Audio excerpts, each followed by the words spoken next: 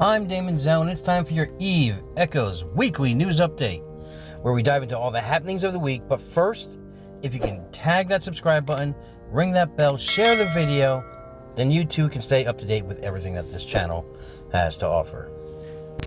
Now, I know this video is coming to you later than anticipated. I've had quite a few DMs telling me that they need their fix. Unfortunately, it's coming to you late for a few different reasons. One, well, there just really wasn't a lot of news, not a lot happening this week. What did happen, I tried to get in this report, but the other reason is my air conditioning unit, my central air at my home actually exploded this week, and I've been without AC for the last 3 days in a heat wave. So it's been a little about 90 degrees in my house for the last couple days. Not really the best conditions to work or to focus or to function. Add a baby into the mix and, you know, everything just goes right out the window. Speaking of which, he is doing fantastic this week. He's a happy little baby, except for, you know, he's very hot and very clingy. So other than that, he's doing very well. He's sleeping through the night pretty much more often than not now. Other than that, that's pretty much everything on my end. Now, this week we did get our patch notes, and they were kind of paltry.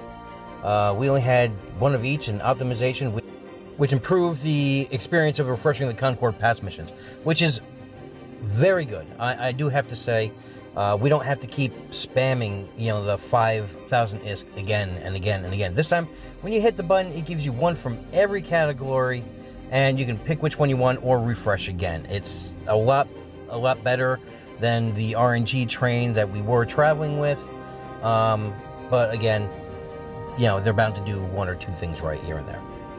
Bug fixes this week. They fixed an issue where nanocores weren't properly changing the appearance of the Myrmidon, the Rock, the Maelstrom, and the Retriever. So they now look different now. So let's get into some other stories here. Well, it seems I was right.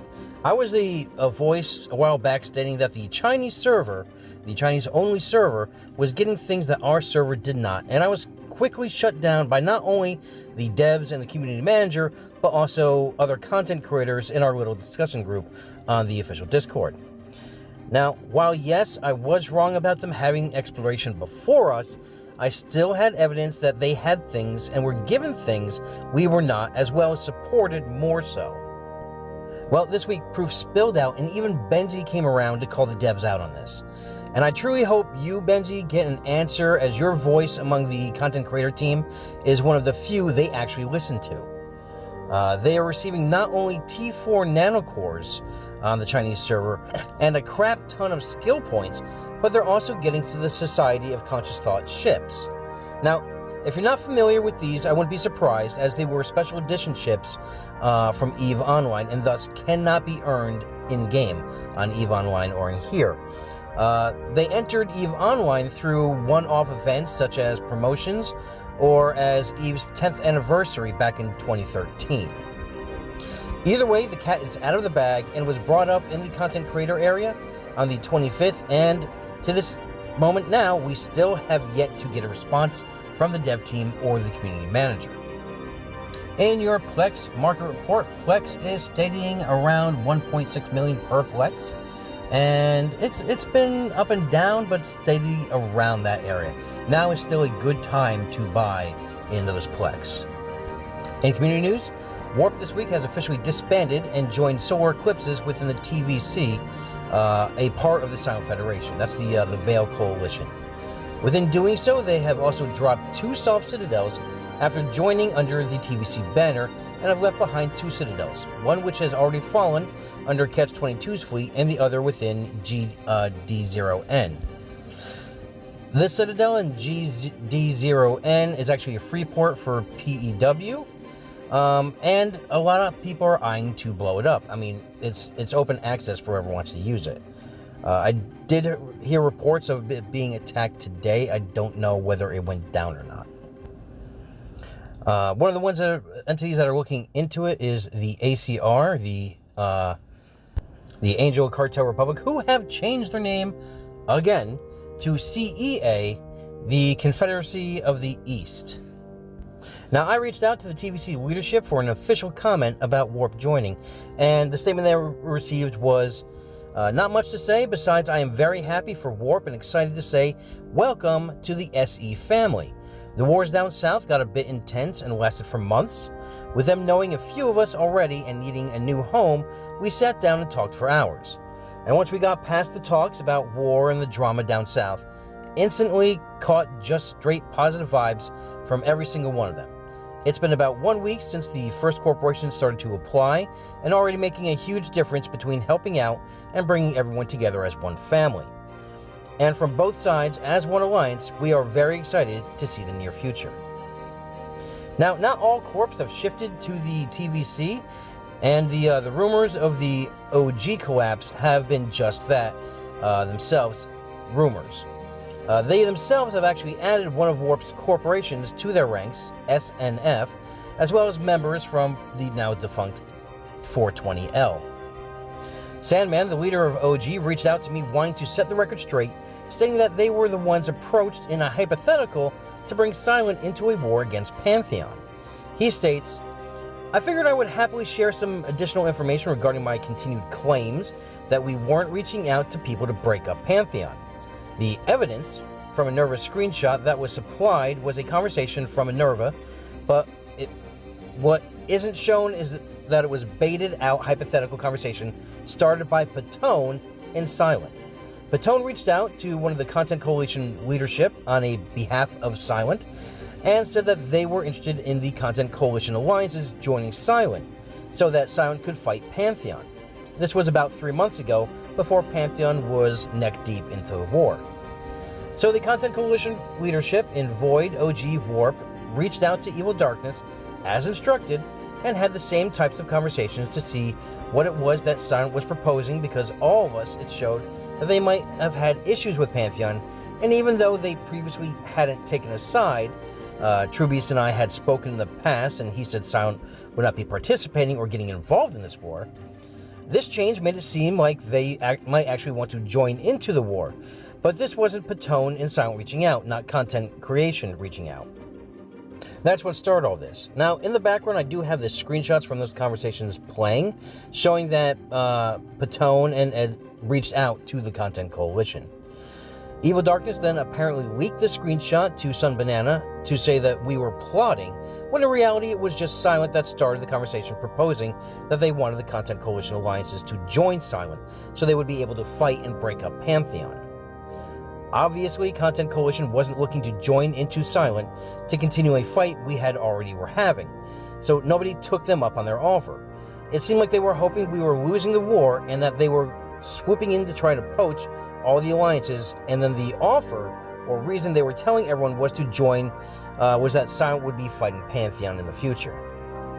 So, what do you think is more likely? That OG reached out to Evil Darkness of all people with his relationship distaste for OG and Ascended Legends, and we proposed this crazy plan of OG joining Silent and fighting all of Pantheon, or the Content Coalition was in the middle of a stale losing war and Silent was trying to convince the CC alliances to join them with the promise of fighting Pantheon, who were gently skirmishing with in Fountain, but for all appearances were neutral within the war. That was his statement to try and clear up the past. The ACR Citadel and KJ Tech V0P, the last standing of their citadels, was taken down today by Genesis, Pantheon, and Catch-22 forces. The local time, the height of the battle hit about 600. I'm showing about 240 on the Pan-Gen 22 side and 280 on the ACR side. There were also reports of Genesis being outnumbered by 200, but unfortunately I was not at the battle.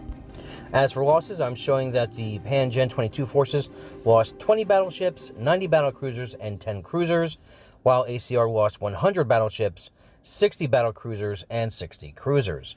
The KJ station did come down, and ACR no longer has any soft points on the map. Now, this was stated that they wanted this last fight before negotiating for peace with Pangen 22.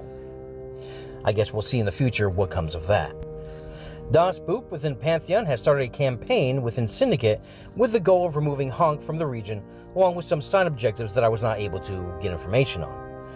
In a statement to me, they said that they will start with the removal of Honk outposts anchored throughout the region, and they expect it to be pretty bloody.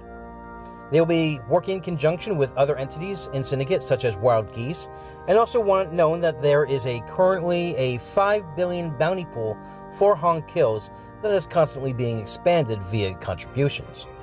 10 million on a Honk kill in anything cruiser-sized or larger. I'm told that currently Honk infrastructure operations have grinded to a halt, as they have kept their miners locked within stations and have disrupted the Honk routers. In North news, Silent Federation lost a Citadel this week to No Please Stop and Fireflies, who seems to be making a resurgence in the north. The RG9 Tech 7U battle was lopsided, with 200 Silent versus 100 Fireflies and No Please Stop. The battle didn't go well for Silent, as one of their fleets had warped to the grid on 0 early and was wiped out. Near the end of the fight, Silent Fleet retreated, warping away while No gave chase, catching and killing their FC Michael J.D. and a few others. The Citadel itself was destroyed, costing 24.3 billion ISK. Nova in Providence also lost the Citadel this week to Merc Contracts. The 6th Alliance, as well as No Please Stop, were both hired to rain fire down on the Citadel to ensure its destruction. From what I've been told, there was a gate camp blockading the system that folded under the weight of the 6th Fleet, joined by No. The remnants of the camp regrouped on the grid in a 140-man fleet to defend. However, upon seeing the numbers of the attacking fleet, warped to a planet and logged off, leaving the Citadel fenceless as it burned. This marks the end of the PPK contract on Nova, perhaps until they rebuild once more. This past week, we have also seen Deads exit from the now defunct Content Coalition and enter into the ranks of No Please Stop. In other No news, past operations they've had this past month, first being Bhaalgorn, which was held from June 1st to the 22nd. That was against two small alliances of Pantheon of BLAP and ORYN. It lasted 22 days. They killed 152 ships, totaling 100 billion ISK. And the other operation they had was from the 11th to the 18th against the Content Coalition, which lasted 8 days. They killed 303 ships at a total ISK value of 164 billion ISK. Currently now, No is on R&R for the next few days, so they're just roaming and hunting just for fun. A few episodes back, we covered here the ongoing issues between NEEC and Catch-22. The following is the official apology pronounced by Iraqi on behalf of NEEC, officially accepted by FRA. On April 29th, during the PvP between NEEC and FRA, the three managers of FRA successfully made statements about politics, Tibet issues, yin-yang issues, and even TW and HK issues, Taiwan and Hong Kong, to stir up the feelings of the Chinese people.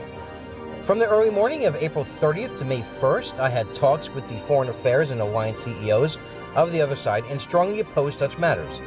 In order to express the dissatisfaction of the members of NEEC, it is necessary to launch the war between the Alliance and the Alliance. On May 1st, the FRA Alliance issued a statement removing all of the positions of the three members made for relevant remarks, and the parties issued an apology statement on the Discord Chinese channel. For most Chinese players, it is unacceptable for international friends to comment on various issues in China under the banner of freedom of speech. It's like evaluating the life of a person concerned from the perspective of an onlooker. It's an unfounded comment, and it's easy to arouse the disgust of others. But because of our different cultures and education, we need to understand each other's desire to pursue freedom of speech. I have also expressed my views on the freedom of speech in my communication. Freedom of speech doesn't equal anything can be said, such as racial discrimination, such as religious discrimination. For Chinese people, it involves Taiwan, Tibet, Xinjiang, sorry, I pronounced this horribly. Hong Kong-related issues do not belong to the scope of freedom of speech. After our communication, I also learned that FRA is an alliance established by French players. France also has a long history and its own unique culture. Their recognition allows others to point out their problems and self-examine them, so their culture also allows them to criticize the problems of other cultural systems. At the beginning, they didn't understand why I reacted so much to the remarks made by the 3 members, and I didn't communicate and answer them very well, just protesting, pressing, and even attacking. In this regard, I would like to apologize to the FRA members who have been hurt and the NEEC members who are fighting in the front line. This also makes me realize the importance of communication. EVE International Service is a multicultural community. If you want to develop in this community, you must respect the culture, habits, and politics of the people from the other countries. You can't judge others easily. I should see more, learn more, and ask more and speak less. It is also in line with the Chinese leaders' idea of seeking common ground while reserving differences in order to achieve better development. In other news, a well-known player and board queen, Alondria, has stepped down from the role of Supreme Leader and handed the reins of the collective off as she steps away from the game to take a break. The community will miss you, as we miss all long-standing players leaving the game. V2 Lunar held a bit of a gate camp holding back the forces of No and Fireflies, and were able to kill about 15 billion in Firefly ships.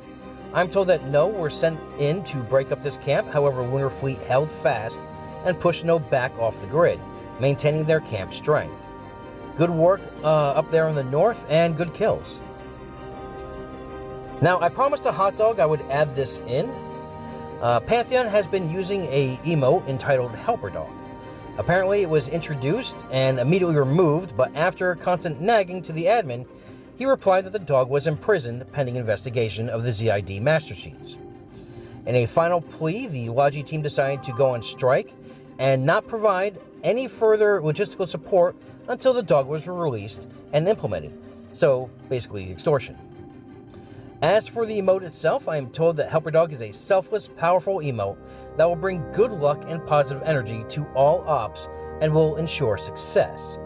This was first displayed after being integrated into the Pan-Gen Coalition server, where he ensured the victory over ZID. You can see the difference between ops with and without him by looking at the Kairos fleet, where he took the fight to Honk. Helperdog did not bless the op, and as a result, the fleet was wiped out by Honk.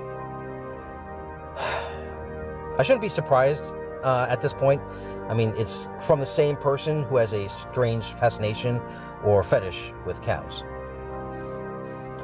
In this week's Corporation Alliance Spotlight, it goes out to CVRT of Pantheon, which is not so much of a recruitment, but in the form of story time.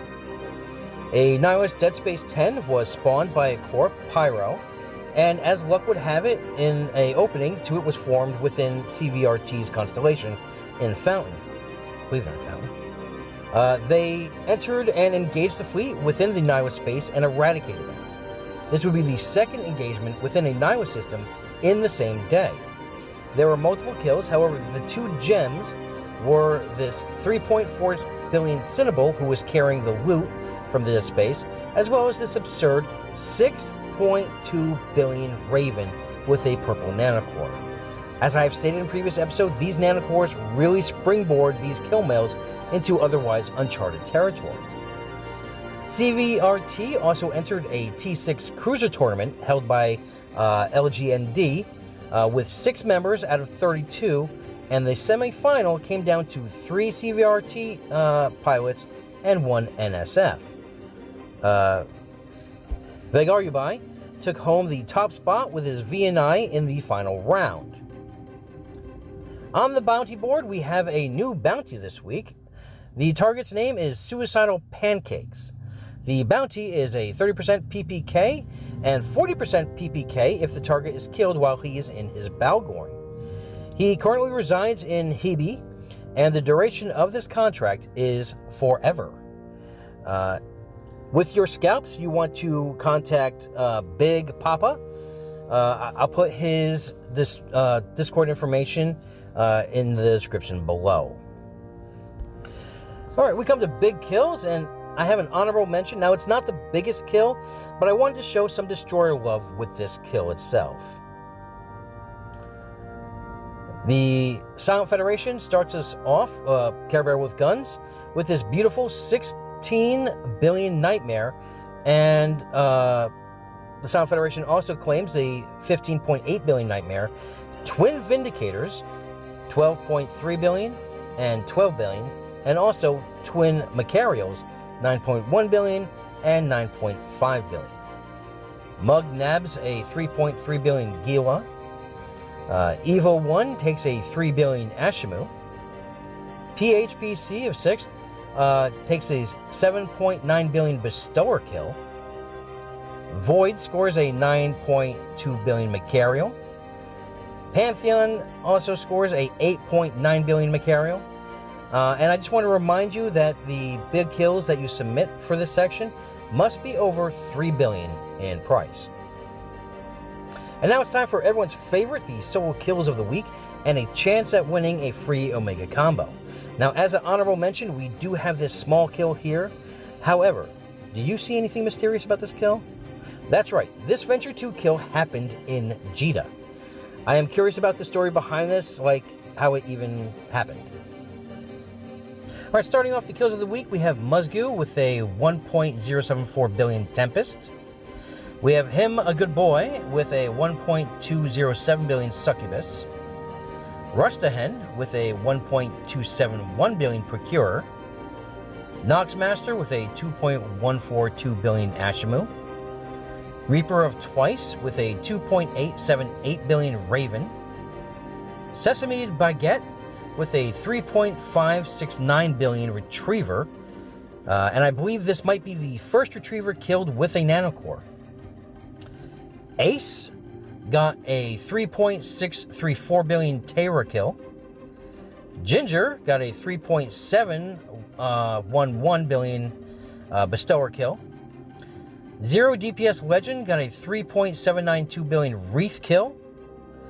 And this week's biggest solo kill and the winner of the free Omega combo is Beersbane with a 7.4 billion Nemesis kill with a Nightmare Blueprint drop. Now, I do hope you have better luck selling that one than I have had with this Bhaalgorn Blueprint I have. And for anyone interested, 5 billion or best offer, Beer, hit me up on Discord to receive your prize. Now, if you need more news in your life, I suggest you go over and you listen to Rambo's Echoes of New Eden podcast, where he has roundtable discussions as well as interviews each week with an outstanding member of the community.